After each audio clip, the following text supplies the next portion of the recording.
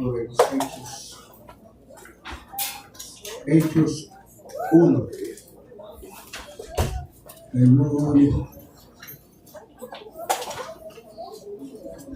Hechos 1.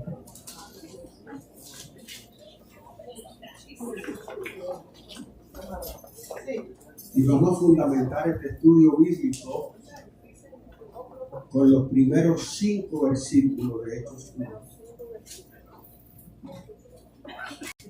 Aleluya. Bendito sea tu nombre. Parece que todo el mundo está ahí.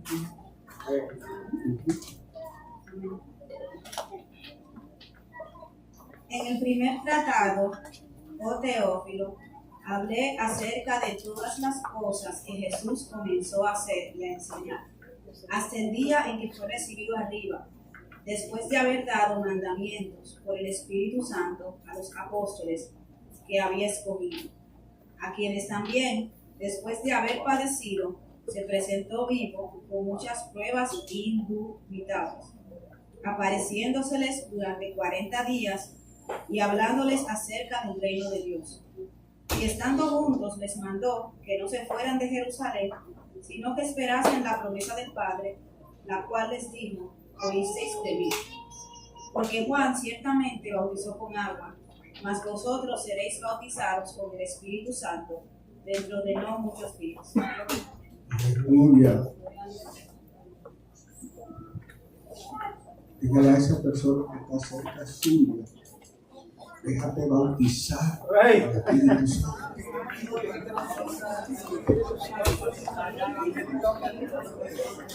Deja que el Espíritu Santo te bautice, no corra tanto. Déjate bautizar por el Espíritu Santo. Gloria al Señor. Padre, ayúdanos. Háblanos. Dirígenos. Edifícanos. Pedagúyenos, corrígenos. Haz lo que tú quieras, Señor. Pero haz algo con nosotros en esta tarde. Lo que tú quieras, pero haz algo con nosotros en esta tarde. Todo lo que sale de ti es bueno. De manera que haz lo que tú quieras, Señor, pero haz algo con nosotros. En nombre de Jesús, te lo pedimos, te damos gracias. Póngase cómodo. El nacimiento de la iglesia de Jesucristo.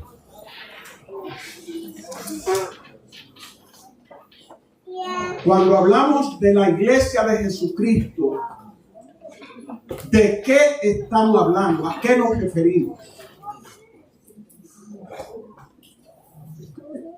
Cuando usted dice yo soy de la iglesia de Jesucristo, ¿de qué usted está hablando? Usted está hablando de una comunidad que está compuesta por todos los creyentes de todo el mundo, que están unidos vitalmente a Jesucristo por la fe y porque han sido regenerados por el Espíritu Santo. ¿De eso usted está hablando? Si usted pertenece a la iglesia, usted es hijo de Dios. ¿Por qué? Porque usted ha sido engendrado por Dios. Gloria a Dios. Así como usted es hijo de su papá, porque le engendró a usted en el vientre de su madre, o porque lo adoptó legalmente. Usted es hijo de su papá porque lo engendró a usted en el vientre de su madre. Así mismo usted es hijo de Dios, porque Dios lo engendró en el cuerpo en su cuerpo, que es la iglesia. Dios lo engendró en ese cuerpo suyo, que es la iglesia. Gloria al Señor. Así lo dice claro el Evangelio de Juan en el capítulo 1. Quiero que usted lo vea.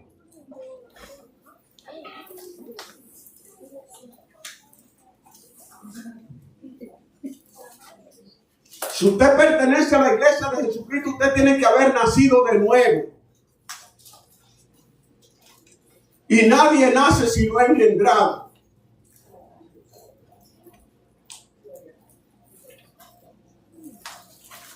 Evangelio de Juan 1, versos 12 y 13. 12 y 13. Amén.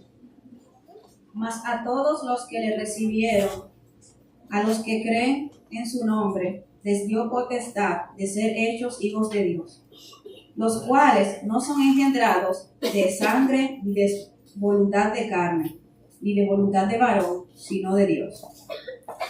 Engendrado por Dios, engendrado en su cuerpo, que es la iglesia, para ser hijo.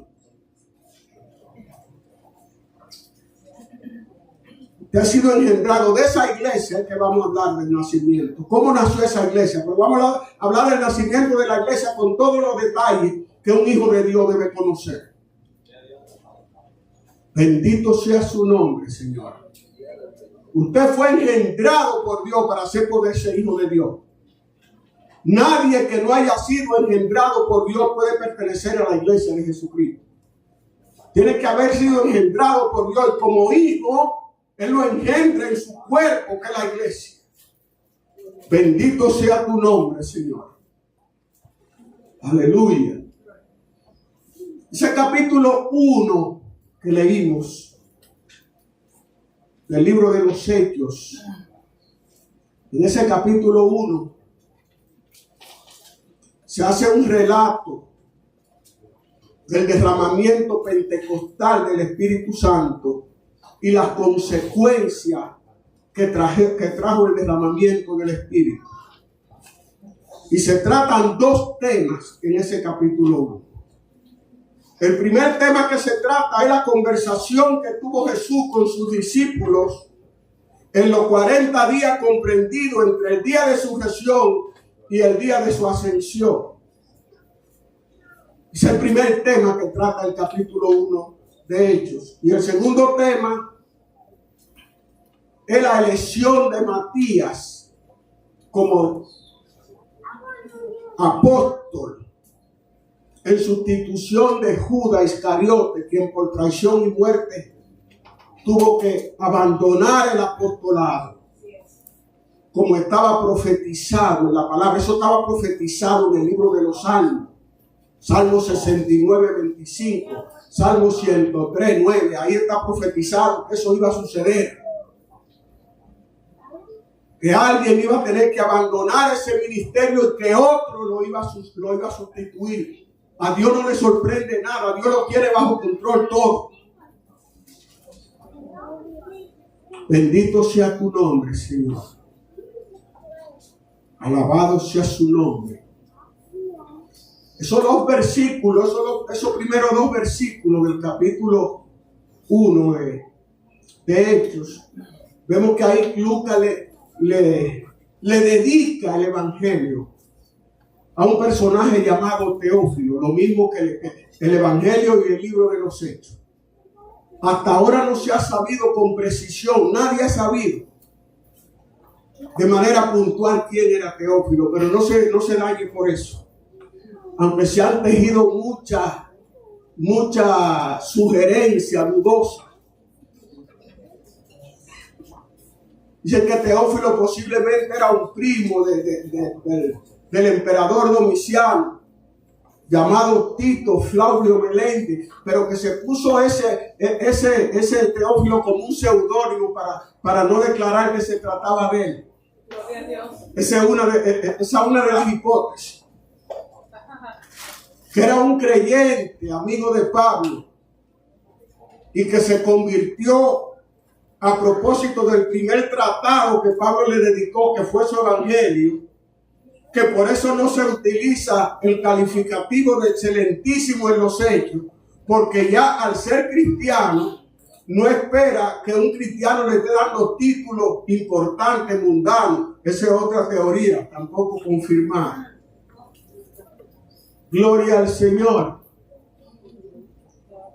Algunos piensan, y es lo que me resulta más razonable, que era una persona importante del reino, que Lucas se lo quería ganar para el evangelio, para el cristianismo. Y podía ser influyente en la opinión de la gente que hablaba mal del evangelio. Pero todo eso, esas son especulaciones. No se preocupe mucho. Y eso era normal en ese primer siglo, que la gente dedicara libros a otros amigos. Todos esos libros que usted lee de Josefo, el historiador judío del primer siglo, Josefo lo dedicó a alguien llamado Epafrodito. Eso era común. No se complique con eso. Y el segundo versículo que dice Nicky. Hasta el día en que fue recibido arriba, después de haber dado mandamientos por el Espíritu Santo a los apóstoles que había escogido. Gloria al Señor. Hasta el día que fue recibido arriba, después de haber dado mandamientos por el Espíritu a los apóstoles que había escogido. Bendito sea su nombre. Cuando usted estudie, como vamos a estudiar con cuidado el libro de los Hechos, vamos a ver cómo Pablo resalta el papel del Espíritu Santo en la formación de la iglesia y en la extensión del evangelio y la labor que todavía hace en medio de nosotros. Sin el Espíritu Santo no somos nada. Si el fuego del Espíritu Santo no nos respalda, no estamos en nada. Aleluya. Si el Espíritu Santo no hace posible que esta gente que no conozca al Señor venga a la iglesia, no lo trae nadie. Usted puede tener toda la labia, como dice el pueblo, y no lo trae con labia. Es Dios que lo trae. Por la labor de su Espíritu. Bendito sea su nombre. Ese Espíritu ungió a Jesucristo cuando fue bautizado. Fue ungido por el Espíritu con poder cuando fue bautizado. Eso usted lo encuentra ahí en Hechos 10:38. Gloria a Dios.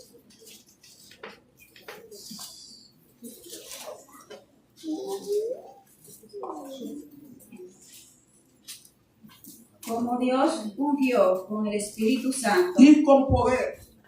y con poder a Jesús de Nazaret, y como éste anduvo haciendo bienes y sanando a todos los oprimidos por el diablo, porque Dios estaba con él. Lo que hay que hacer, Dios quiere que está con uno para que esas cosas sucedan. Para poner en libertad a los oprimidos por el diablo te va a soltar tu gente tan fácil. No, en el nombre de Jesús que hay que ir, que él sabe quién es Jesús. En ese nombre que hay que ir a decir: pon en libertad a mi pueblo, como fue Moisés y Aarón allá donde Faraón.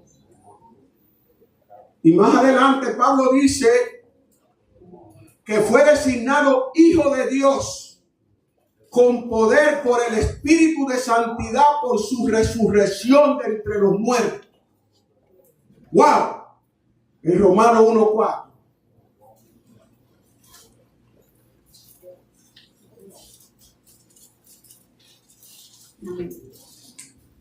Que fue declarado hijo de Dios con poder, según el Espíritu de santidad, por la resurrección de entre los muertos.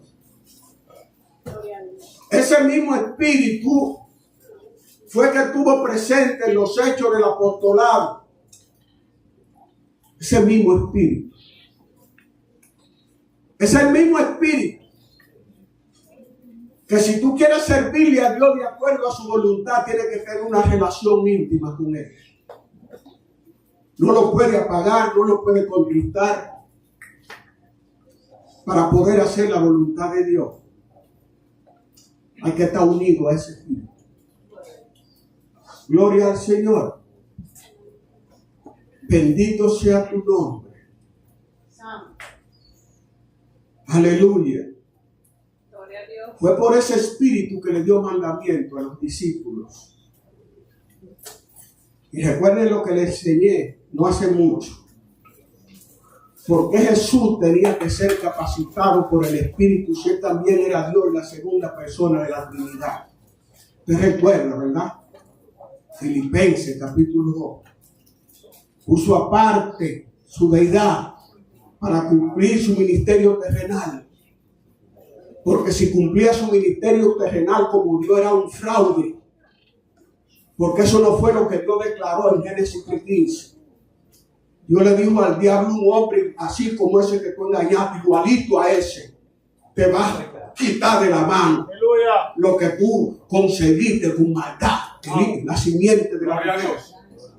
No renunció a su deidad, sino que no hizo uso de ella en su ministerio, porque no podía hacerlo.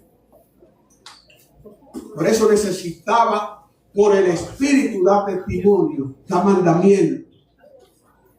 Gloria al Señor. Lee verso 3. A quienes también, después de haber padecido, se presentó vivo con muchas pruebas indubitables, apareciéndoseles durante 40 días y hablándoles acerca del reino de Dios. Pruebas inconfundibles, pruebas indudables, pruebas que no podían dejar duda en la mente de nadie de que él estaba vivo otra vez, porque eso tenían que testificar de su resurrección, y no solo testificar, morir por su resurrección, y nadie muere por algo que sea mentira. Gloria a Dios. Y dice que le hablaba de qué, del reino de Dios, y apareció durante 40 días a intervalos de tiempo. Gloria al Señor. El listado más antiguo, más completo de sus apariciones, aparece en la primera epístola a los Corintios, capítulo 15, y los versos 5 al 7. Si está anotando, anote. Lo puede leer después. Ahí aparece el listado más completo, hecho por Pablo. Primero a los Corintios 15, del 5 al 7. ¿De qué le hablaba? Del reino de Dios. Continuó hablándole de las mismas cosas que él le había hablado antes de su padecimiento, del reino de Dios. Usted y yo somos hijos del reino, dice la Biblia. De manera que debemos saber a qué reino pertenecemos y qué es lo que es el reino de Dios. ¿Qué es el reino de Dios? ¿Qué es? Gloria a Dios. La definición más sencilla de lo que es reino es un territorio gobernado por un rey. Cuando se habla del reino de Dios, está hablando de la esfera en que Dios gobierna, en que Dios manda. Gloria a Dios. Desde tiempo muy antiguo, Israel reconoció a Dios como rey. Usted lo encuentra ahí en Éxodo 15, 18. Eso sí quiero que lo busque.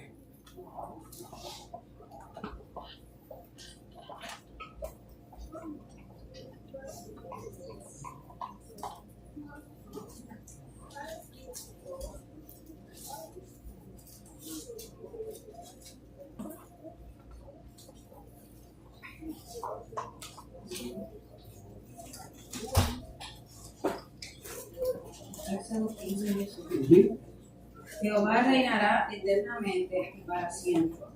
Su reino es universal. Salmo 103, 19.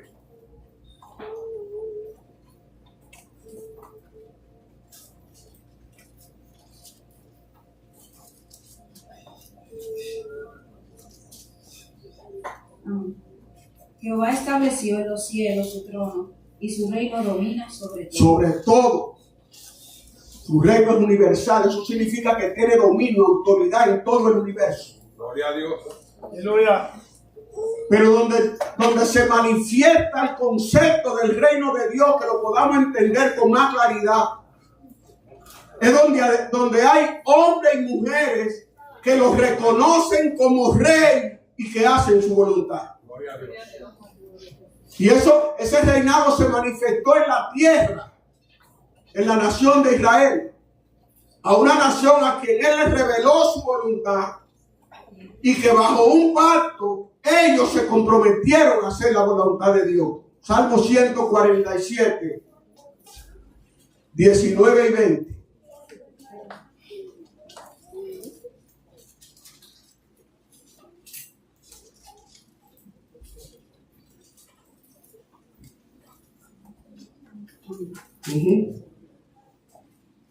Ha manifestado sus palabras a Jacob, sus estatutos y sus juicios a Israel. No ha hecho así con ninguna otra de las naciones, y en cuanto a sus juicios no los conocieron. Aleluya. Bendito sea su nombre. Donde hay hombres y mujeres que lo reconocen como rey, que hacen su voluntad. Cuando en Israel se levantaba un rey, ese rey estaba subordinado al rey divino, porque era su representante aquí en la tierra. Ahora bien, cuando ese sistema de gobierno monárquico de Israel desapareció y la independencia de Israel como nación llegó a su fin, entonces por el ministerio profético se nos ha revelado a nosotros que aún ese reinado de Dios que se manifestó en Israel no era lo suficiente para conocer su reino. Se nos prometió que el reino de él será manifestado a toda plenitud en un tiempo futuro. En el libro de Daniel, busca Daniel. Daniel nos va a explicar esto. Daniel 2:44.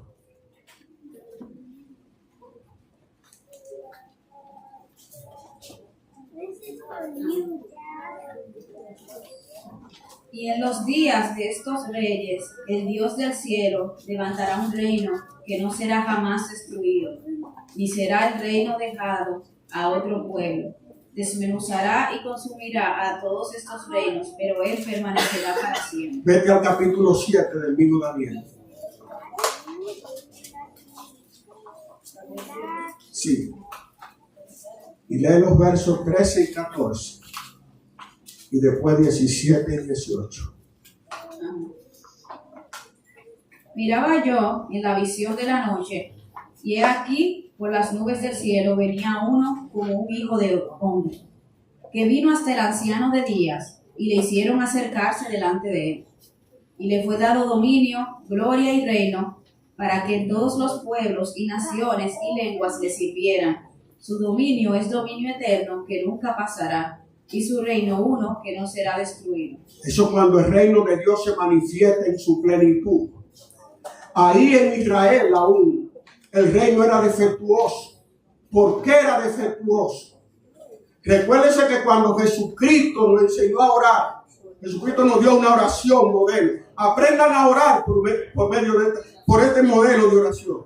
Y en esa oración Jesucristo dice que cuando estemos orando al Padre, le digamos que su reino venga aquí en la tierra y que se haga su voluntad aquí en la tierra como se hace en los cielos.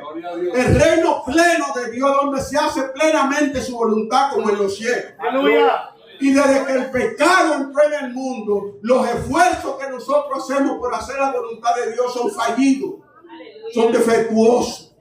Por eso no hemos podido ver el reino de Dios a plenitud. Ustedes ven cuando hay un mover del Espíritu aquí, que a veces ustedes pueden ver ángeles. ¿Quién ha visto ángeles aquí? No tenga miedo de decirlo, que eso no es, deje la falsa humildad. Esos ángeles que usted ve aquí, no crea que dijeron allá, vamos a enviar para la tierra a gozarnos del culto de Juan 8:32. No, esos ángeles no dijeron eso. Si usted vio un ángel aquí fue porque Dios lo mandó. Y lo que usted vea a un ángel haciendo aquí fue porque Dios le dijo eso es, a eso. Los ángeles no hacen lo que le da la gana, sino lo que le mandan. Entonces, cuando se cumpla la voluntad de Dios en la tierra, que lo dijo Jesús que pidiéramos eso, no que repitiéramos eso mecánicamente. Señor, venga tu reino. No, eso usted tiene que sentirlo. Como se leyó ahorita en el Sermón del Monte. Bienaventurados los que tienen hambre y sed de justicia, porque ellos serán saciados. Usted tiene que desear eso. No es de que venga tu reino, hablando así como las cotorras que hablan y no saben lo que dicen. Así no. Entonces, cuando eso suceda, entonces nosotros vamos a ver el reino de Dios en su plenitud, como lo profetizó Daniel. Cuando aquí se haga su voluntad, como se hace en el cielo, en el reino, cuando venga Jesucristo. Porque aunque todavía habrá pecado, porque las personas que salgan de la gran tribulación al reino del milenio, todavía van a tener el germen del pecado, pero en ese reino se va a hacer lo que Jesucristo diga. No va a ser totalmente perfecto por el asunto del pecado, pero ahí se va a hacer la voluntad de Dios. Entonces, cuando se hace la voluntad de Dios aquí, como se hace allá arriba, entonces estamos en la plenitud del reino de Dios. Ese es el reino a que usted pertenece. Bendito sea su nombre, Señor. De ese reino era que Jesucristo le hablaba a sus discípulos. Gloria al Señor. Lee el verso 4, Ricky.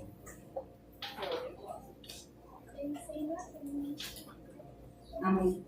Y estando juntos, les mandó que no se fueran de Jerusalén, sino que esperasen la promesa del Padre, la cual les dijo: oísteis de mí. Gloria a Dios. Al comentar ese versículo, quiero que veamos de entrada, váyase al último capítulo del Evangelio de Lucas, Lucas 24, y le hace ahí los versos 41 al 44, Lucas 24.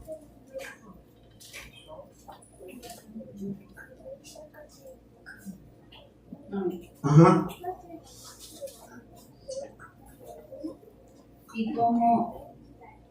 Y como todavía ellos de gozo no lo creían. Están hablando de lo que la reacción de los discípulos después que vieron a Cristo resucitado. Ajá. Y estaban maravillados, les dijo: ¿tenéis aquí algo de comer?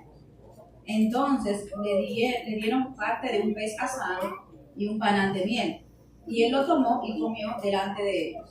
Ok, ve ahora a Hechos 10:41. Anote esos temas, que hay una enseñanza importante ahí que me interesa que usted la conozca. Hechos 10:41. Ajá. No a todo el pueblo, sino a los testigos que Dios había ordenado de antemano, a nosotros que comimos y bebimos con Él después que resucitó de los muertos. Ahora yo le hago una pregunta a usted. Por los estudios que nosotros tenemos de la Biblia, nosotros sabemos que un cuerpo glorificado no necesita comida natural. Pero yo lo sabemos. Entonces, ¿por qué Jesús le pide alimento a sus discípulos y come en presencia de ellos? Eso tiene que tener una razón. Explique. ¿Pensaste eso, pastor? Eso tiene que tener una razón. El cuerpo no necesita, un cuerpo glorificado no necesita comida natural ni bebida natural. Y él pidió alimento y comió. Y ahí lo repite después en Hechos. Nosotros comimos y bebimos con él después que resucitó de los muertos. Recuérdense que hubo una ocasión en que ellos vieron a Jesús hacer algo sobrenatural y pensaron que era un fantasma. Ya saben por dónde voy. Jesús come y bebe en presencia de ellos para que estén seguros: soy yo, mírenme comiendo y bebiendo, soy yo, miren la mano aquí, miren la señal aquí, soy yo. ¿Por qué? Porque esos eran los testigos, los que iban a testificar, los que iban a tener que morir por ese testimonio. Dios. Bendito sea tu nombre, Señor. Alabado sea su nombre. Exaltado sea su nombre. Y dice él que les habló en esa ocasión, en el texto que leímos en el verso 4, de la promesa del Padre, la cual oíste de mí. Wow. ¿Dónde y cuándo Jesús le habló de eso a los discípulos? ¿Dónde y cuándo le habló de eso? Aleluya. La noche de la traición, en el aposento alto en Jerusalén, después que participaron de la última cena, ahí mismo en el edificio, antes de cruzar el valle de Cedrón y seguir a la ladera del monte de los Olivos, ahí le habló de eso. ¿Y cómo lo sabemos que ahí le habló de eso? Porque Juan no lo dice. Juan nos lo dice en el capítulo 14, en el 15 y en el 16 de su libro. Hay 5 pasajes en la Biblia que debemos conocer donde Jesús habló de la promesa del Padre. Juan 14 habló 2 veces de la promesa del Padre. En los versos 16 y 17 y después en el 26.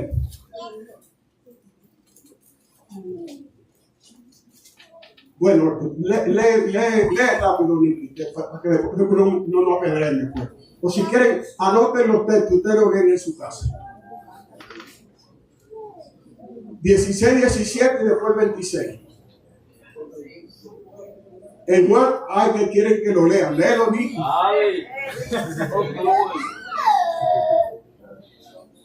Amén. Y yo rogaré al Padre y os dará otro consolador para que esté con vosotros para siempre. El Espíritu de verdad, al cual el mundo no puede recibir porque no le ve ni le conoce. Pero vosotros le conoceréis porque mora con vosotros y estará con vosotros. 26. Mas el Consolador, el Espíritu Santo, a quien el Padre enviará en mi nombre, Él os enseñará todas las cosas y os recordará todo lo que yo os he dicho. Eso se cumplió en los evangelios. Recuérdense lo que yo les dije. Jesús habló, pero no había grabadora cuando eso, ni taquígrafo que copiara eso. Mientras Jesús hablaba, Jesús habló y esas palabras se quedaron así. Y después, años después, el primer evangelio que se escribió fue el de Marcos. Mira a ver la fecha que se escribió el evangelio de Marcos. Había pasado casi 30 años. El Espíritu Santo trajo a memoria todo lo que Jesús dijo para que ellos lo pusieran en el escrito, sin fallar, porque el Espíritu Santo no falla. Esa es la promesa de que Él le recordará todas las cosas. Aleluya. Bendito sea tu nombre. Juan 15, 26. Oh, quería que lo leyeran. Está bien eso. Sí, esa palabra hay que disfrutarla, hermano, eso es bueno. Ajá.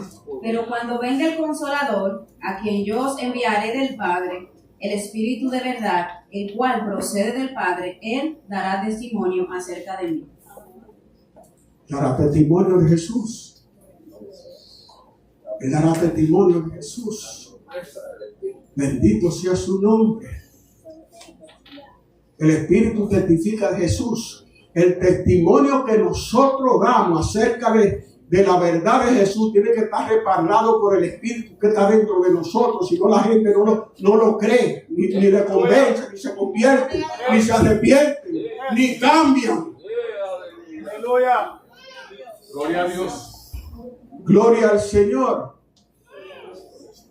En el 16, Nicky, también hay 2 menciones. En los versículos 7 y 8 del 16. Ajá. Pero yo os digo la verdad.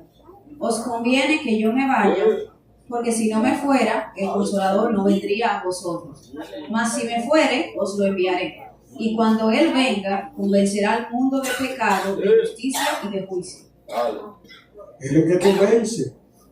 No trate usted de convertir a la gente, de que hablándole, poniéndole la cosa suave, diciéndole que si está enfermo que Dios te va a sanar. No le diga que se va a morir, pero dígale que Dios sane, que lo sane si quiere. Pero no que Dios lo va a sanar, porque después van a venir buscando sanidad. Y el que viene buscando a Cristo por la razón equivocada nunca tiene una conversión genuina. A Dios hay que buscarlo por lo que es. Oh, bendito sea tu nombre, Señor. Alabado sea tu nombre. Hay poder en Jesús. Y la última mención en el capítulo 16 está en los versículos 13 y 14. Pero cuando venga el Espíritu de verdad, Él os guiará a toda la verdad, porque no hablará por su propia cuenta, sino que hablará todo lo que oyere y os hará saber las cosas que habrán de venir. Él me glorificará, porque tomará de lo mío y os lo hará saber. Bendito sea tu nombre. No glorifica al Espíritu Santo. La misión debe glorificar al Hijo. Gloria sea su nombre, Señor. Alabado sea su nombre. Él vino a glorificar al Hijo. Él tiene su misión clara en la obra de redención. Todo el poder que usted ve que emana de nosotros tiene que ver con eso. El poder del apostolado que se derramó, que usted ve en todo el libro de los Hechos, Él es responsable de eso. Él fue el que unió a Jesús. Gloria a su nombre. El que lo une a usted si lo busca. Bendito. Si lo busca y se arrepiente, las dos cosas. Sí, porque podemos buscar a Dios, pero los 13 y 14 de Juan 16. Gloria al Señor. Dice y seguimos. Verso 5. Gloria al Señor. Porque Juan ciertamente bautizó con agua, mas vosotros seréis bautizados con el Espíritu Santo dentro de no muchos días. La promesa del Padre estaba prefigurada en el ministerio de Juan el Bautista. ¿Qué significa eso? Aquellos que iban a Juan para ser bautizados, para recibir el bautismo de arrepentimiento, cuando Juan lo iba a bautizar, bautizándolo, le decía: yo te bautizo con agua, pero hay uno que viene detrás de mí que es más poderoso que yo. Él te bautizará con el Espíritu Santo y fuego. Entonces lo que Jesús está diciendo ahí, esa palabra que pronunció Juan, están casi a llegar a su cumplimiento. Gloria a Dios. Estaba prefigurado la promesa del Padre en el ministerio de Juan el Bautista. ¡Oh, bendita grandeza de Dios! Gloria. ¡Qué grande Dios, mis hermanos! ¡Qué grande mi Padre! Gloria a ¡Qué Dios. Dios que sabe hacer las cosas! Bendito sea tu nombre, Señor. Aleluya. Aleluya.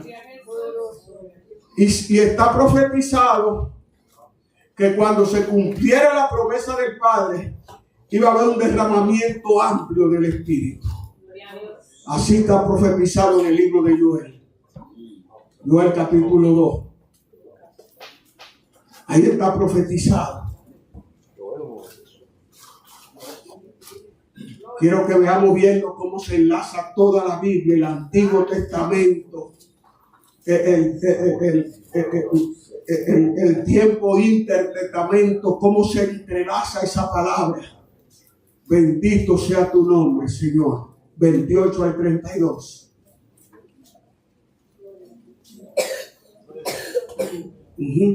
Y después de esto, derramaré mi espíritu sobre toda carne, y profetizarán vuestros hijos y vuestras hijas. Vuestros ancianos soñarán sueños, y vuestros jóvenes verán visiones.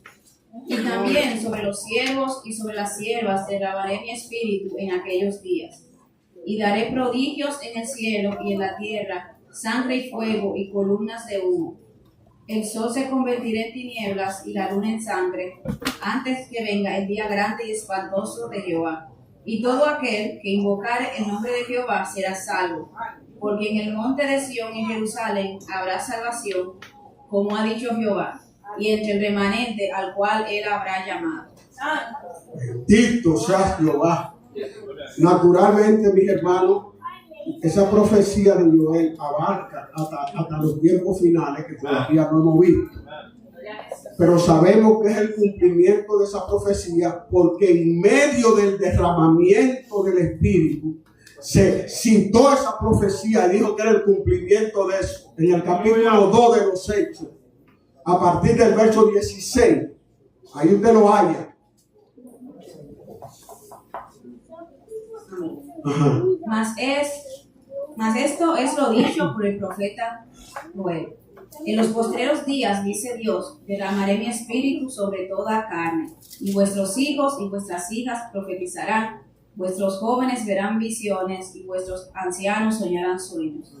Y de cierto sobre mis siervos y sobre mis siervas en aquellos días derramaré mi espíritu y profetizarán, y daré prodigios arriba en el cielo y señales abajo en la tierra, sangre y fuego y vapor de humo.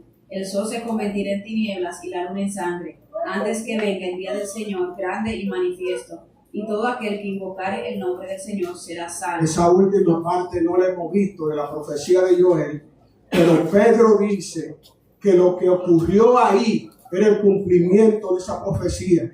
De manera que usted puede afirmar, y no está hablando disparate, que los postreros tiempos empezaron desde el día de Pentecostés. Aleluya. Gloria a Dios. Eso es lo que dice el texto. Bendito sea su nombre, Señor. Alabado sea su nombre. Verso 5. Oh, no, es el 5. El 6. Entonces, los que se habían reunido le preguntaron, diciendo, Señor, ¿restaurarás el reino a Israel en este tiempo? Se fue el día de la ascensión, usted se acuerda, ¿verdad? Los discípulos le preguntaron, Señor, ¿va a restaurar el reino de Israel en estos tiempos? Yo quiero que usted entienda esa parte, pero que la entienda completa. Bendito sea tu nombre. Parece que Jesús había hablado con ellos de ese tema en esos 40 días entre su resurrección y la ascensión. Y ellos que le dicen a Jesús, bueno, ahora que tú estás hablando de que viene, de que vamos a ser investidos de poder de lo alto, ¿será ese el tiempo en que se le va a restaurar la independencia a Israel? ¿Será el tiempo en que llegará la soberanía de Israel? Déjeme decirles claro, yo sé que la mayoría de ustedes lo entienden, pero posiblemente aquí alguien no entienda por qué la pregunta.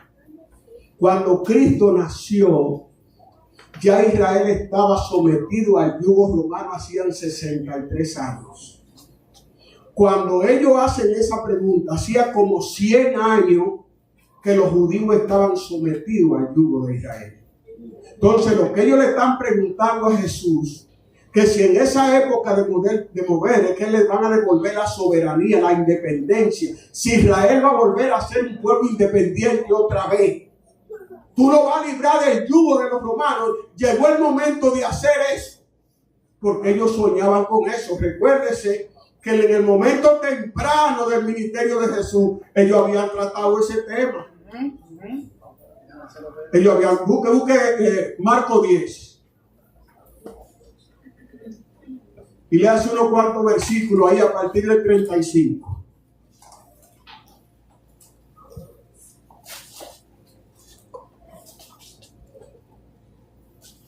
Gloria a tu nombre, Señor. Entonces Jacobo y Juan, hijos de Zebedeo, se le acercaron diciendo, Maestro, querríamos que nos hagas lo que pidiéramos. Él les dijo, ¿qué queréis que os haga? Ellos le dijeron, concédenos que en tu gloria nos sentemos el uno a tu derecha y el otro a tu izquierda. Déjalo acá ahí. Desde ahí viene el asunto. O sea, ellos estaban esperando que libraran a Israel del yugo de los romanos y que establecieran un reino encabezado por Jesús. Porque ellos entendían que en ese reino iban a ocupar las posiciones de más prominencia. Iban a ser los más altos ejecutivos. De manera que no sabemos si ellos están abogando por la independencia porque eran por patriotas o pensando si la independencia llega yo voy a tener una de las posiciones más grandes en el reino. No sabemos cuál de las dos cosas era que estaban pensando.